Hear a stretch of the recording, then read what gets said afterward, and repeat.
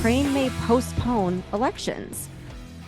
Federal Judge Terry Doty granted a partial temporary injunction blocking several government agencies and officials from the Biden administration from working with big tech firms to censor social media posts.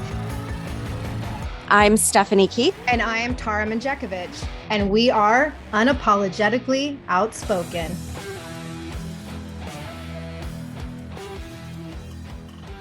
Hey everyone, welcome to Freedom Friday.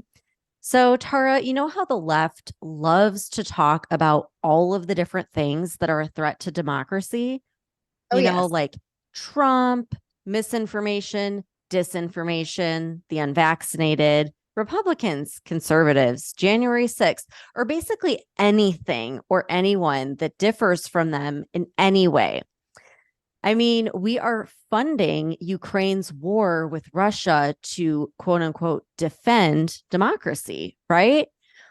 Well, I came across an interesting new episode of Tucker Carlson where he showed a video of an interview with Ukrainian President Zelensky that he announced in this interview that Ukraine may postpone elections. So I perked up and listened, and apparently, Zelensky's 5-year term is set to expire in May of next year. And when asked about elections in this interview, he said, quote, "This is a global issue. If we win, there will be. So there will be no wartime, no war. Elections should be held in peacetime when there is no war according to the law," end quote. So elections apparently cannot take place under martial law. And martial law has been in place in Ukraine since February of 2022. And of course, Zelensky is continuing to extend it. So Tucker made the whole point about how the entire reason the US has been there spending upwards of like $120 billion so far in Ukraine is to protect their democracy. Yet Zelensky won't hold elections unless he wins the war. And that is a great point. Like, so far, Zelensky doesn't seem to be in favor of peace or democracy at all. He refused to hold peace talks with Putin. He banned multiple political parties. He even arrested an American journalist that opposed him. And unlike, American hating Brittany Griner, this man is still imprisoned in Ukraine. And unlike Brittany Griner, Biden doesn't appear to be swapping out a global arms dealer for his release. And then on top of that, Zelensky has also had 33 priests arrested and said he'd postpone religious activities as well in Ukraine. Yet this is supposed to be the leader for the democracy that we're standing up for and protecting. Well, Stephanie, let's be honest here. This is the same kind of, quote, democracy that the Biden admin wants to have here in the United States. And if they have their way, I guarantee America's going to be next. Like, I can totally see that happening here. We have talked about this before.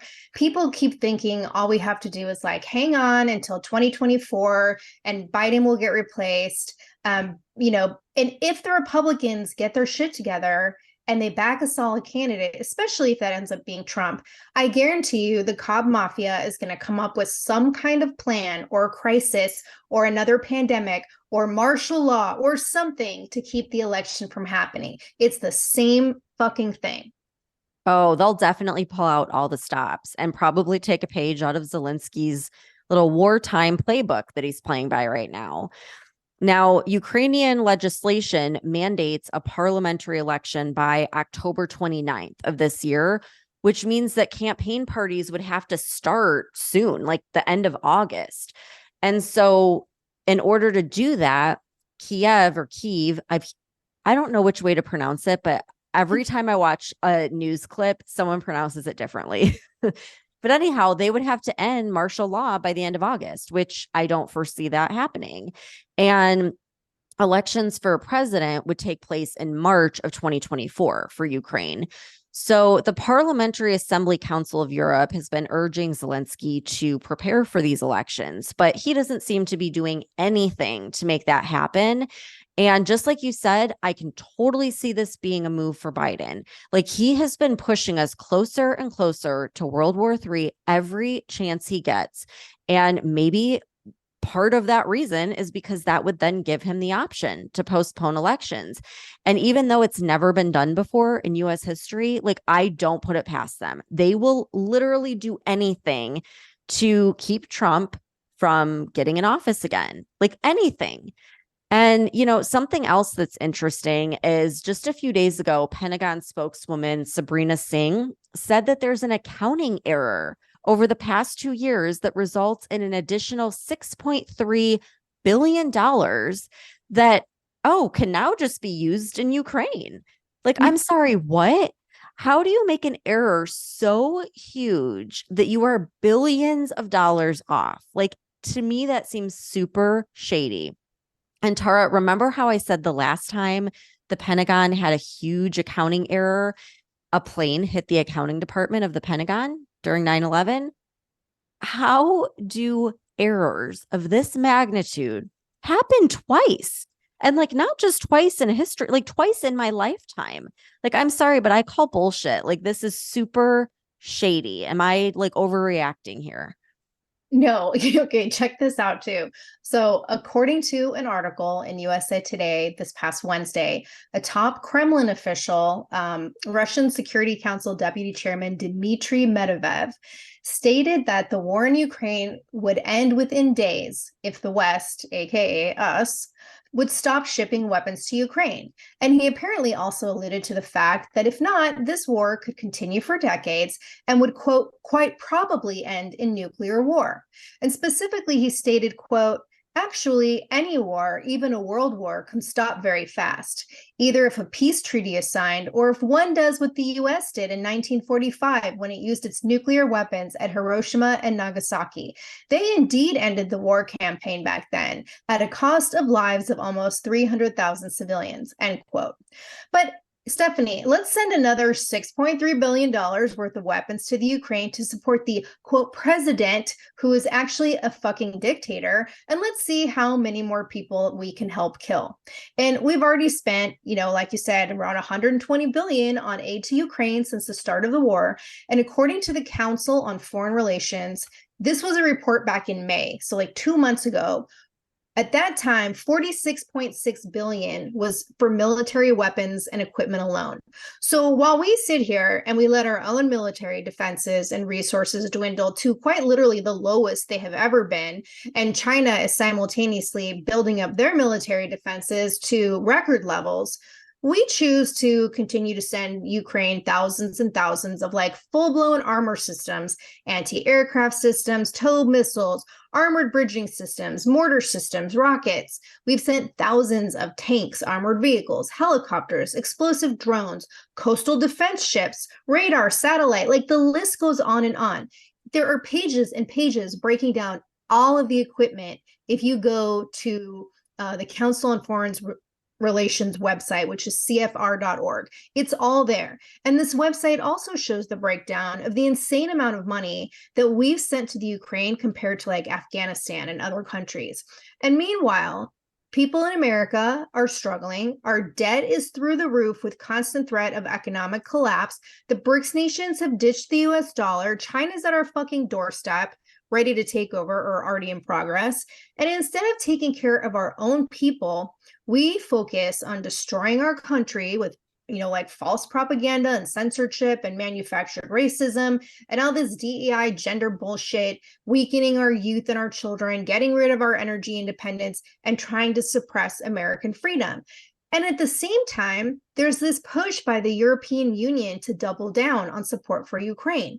And I recently read an article in the Arkansas Democrat Gazette where European Union President Ursula von der Leyen has stated that it's the EU's duty to, quote, match the endurance and perseverance of the Ukrainian people with reliable and regular financial support. So the EU is proposing a $55 billion budget and support until 2027. And up until this point, they've spent approximately 81.8 billion in aid, weapons, and munitions since the war began in February of last year. And if you look at the chart on the CFR.org website I already mentioned, it's very clear that the majority of that is coming from the United States. And so the question we have to ask ourselves here is, what does the European Union have in common with Zelensky and the goals of the US in continuing this indefinite war. It's like you said, it's a way to get control. It has nothing to do with protecting the people of Ukraine, which is what all the bleeding hearts in America think it's about, the poor people of Ukraine. It's not about that. It's about the fucking global ESG agenda and the World Economic Forum plan. And this plan is all about taking away our freedoms. So of course Zelensky is going to find a way to stay in power under the excuse of martial law, because that's all part of the global agenda, which is why I think the same fucking thing is going to happen here. Yeah, it's totally the global agenda. And it's so aggravating because it's like we keep seeing millions and millions and millions of dollars that have gone to the Biden family from Ukraine. And now our country is like falling apart because we're sending everything over there. And like Biden's still in office. It's so aggravating. I like can't even talk about it. I just get so pissed. And like, just like you said, look at how many Americans are struggling, and yet we're supposed to support, the Ukrainian people. It's crazy. And you know what else I find interesting is how the mainstream media is refusing to cover this. And I shit you not, like I was looking and searching all sorts of phrases today, and you would think that someone had wiped the internet clean of like any of this that we're talking about. I mean, massive cover up. It's so outrageous that this is taking place in America. You would think we live in China. But the thing is, it's been happening for the last couple years. Like, this is an age of, like you said, restrictions in China or Nazi era propaganda and censorship. And we're basically supporting Zelensky under the guise of protecting democracy. And Stephanie, speaking of like massive cover-ups and media censorship, I know we talk about so much, it's all depressing. And I guess like one bright spot that we can say to end the week on is that, federal judge Terry Doty granted a partial temporary injunction blocking several government agencies and officials from the Biden administration, including Mean Gene, the DOJ, the FBI, the Cybersecurity and Infrastructure Agency, Department of Homeland Security, the State Department, Health and Human Services, and the CDC. Has basically blocked them all from working with big tech firms to censor social media posts. And this all came about because the attorney generals in Louisiana and Missouri initiated a censorship by proxy lawsuit, starting based off all the shit that came out of the Twitter files, and basically accusing Biden officials and various government agencies of pressuring these social media companies to censor and suspend people's accounts for like misinformation and disinformation. And one of the plaintiffs, Louisiana Attorney General Jeff Landry, he did an interview on American Thought Leaders this week, and he said, quote, "This could arguably be one of the most important First Amendment cases in modern history. If you look at the opinion that the judge lays out, he takes from our argument that this is basically one of the most massive undertakings of the federal government to limit American speech in the history of our country. The things that we uncovered in this case should be both shocking, appalling, and concerning for all Americans." And the judge's ruling isn't final yet because this is still an ongoing case. But the preliminary injunction is pretty damning. And Landry also wrote that the plaintiffs are, quote, "likely to succeed on the merits in establishing that the government has used its power to silence the opposition. Opposition to COVID-19 vaccines, opposition to COVID-19 masking and lockdowns, opposition to the lab leak theory of COVID-19, opposition to the validity of the 2020 elections, opposition to President Biden's policies, statements that the Hunter Biden laptop story was true, and opposition to policies of government officials in power. All were suppressed." He also wrote that during the COVID-19 pandemic, a period best characterized by widespread doubt and uncertainty, the US government seems to have assumed a role similar to an Orwellian Ministry of Truth, which I 100% agree. So a couple days ago, there was an interview on Crossroads with Liz Murrell, and she is the Solicitor General for the state of Louisiana, and she's been working on this case from the beginning. So I want to play this clip of what she had to say. Do what they want. What is the evidence we're seeing on the government involvement in this? Pervasive. So the evidence that we're seeing And as you pointed out, we're early in the case, so that's not even all of the evidence. But the evidence that we're seeing involves communications all the way from the White House down through the FBI and CISA and the CDC and HHS.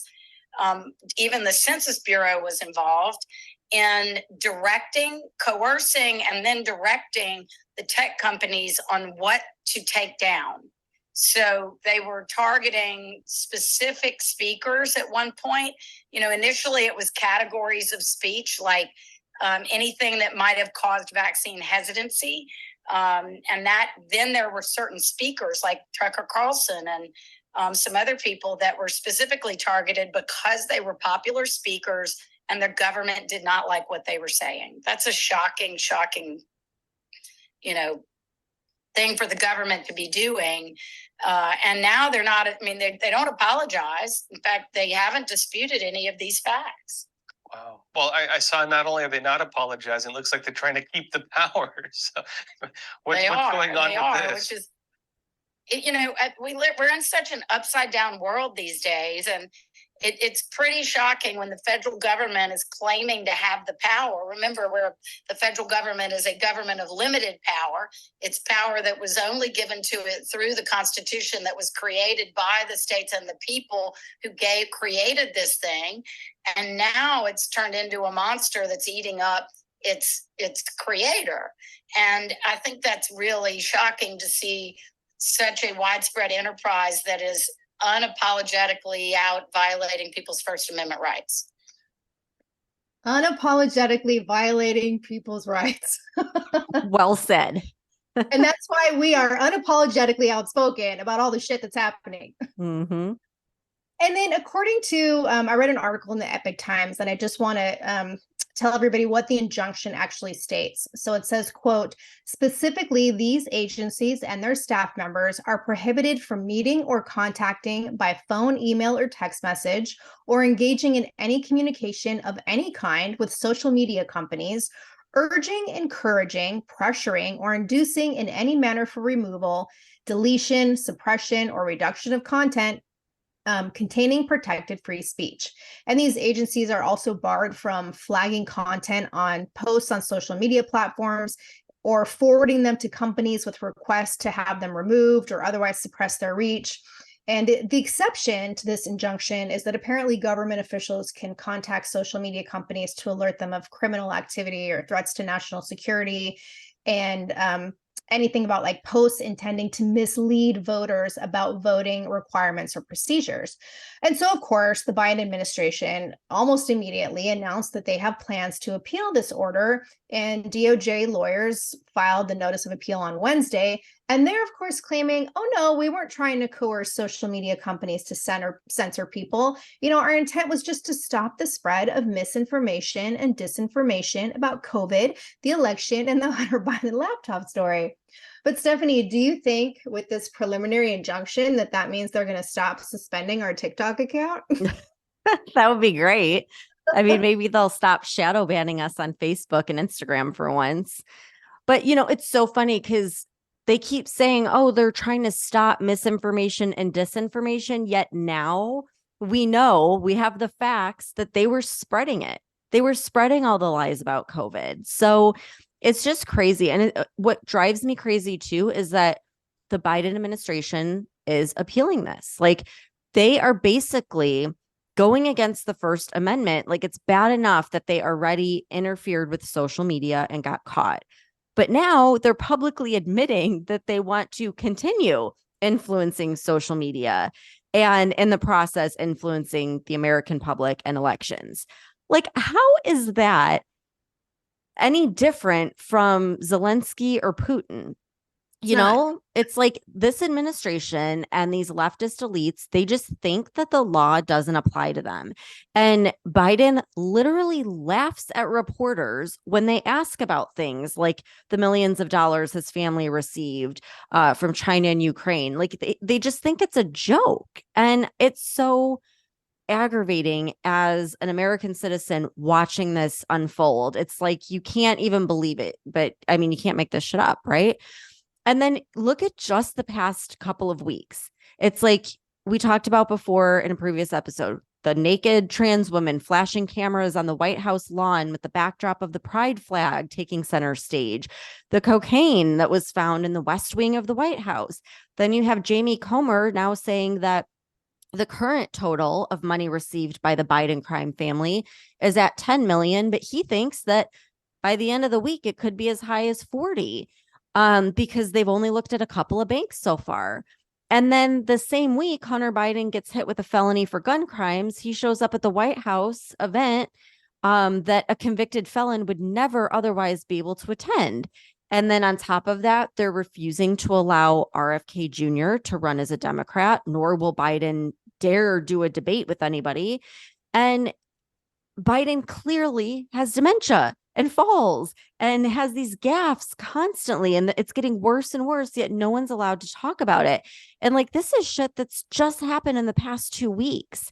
And it's like, even the mainstream media, after all of these years, I feel like even they are finally starting to report on some of this stuff because they realize that like the cat's out of the bag and they can't keep covering up for this. It's just gotten so out of control that they can't keep lying. Like, everyone sees it for what it is. So back to the whole social media thing, like, I'm really glad that a federal judge is finally taking action because clearly no one else in our government is. Yeah, and I want to feel hopeful, Stephanie, like I really do, but let's visit the recurring theme of lack of accountability that just seems to always be the case with this administration. And it just makes me think that this injunction isn't going to stick because nothing ever does. But I guess we will see what happens. Well, I'm at the point where I hold no hope. As you know, I think it's just one big theatrical performance just to make the American public think that we have some sort of say in what happens. But we'll see. I hope I'm wrong. But anyhow, that's what's going on right now. We'll keep everyone posted. Everyone have a great weekend, and we'll see you back here Monday. Thanks for tuning in. If you enjoyed this episode, share it with a friend, and don't forget to subscribe to the podcast so you get our latest episodes every Monday, Wednesday, and Friday. And if you could, please rate and review the show. We are going to be reading every single review, and I would love it if you hopped over to Instagram at Unapologetically Outspoken and say hi. We want to see who's out there and start a conversation, plus get all of the topics that you want us to talk about next. Thank you so much for tuning in, and we'll see you next time.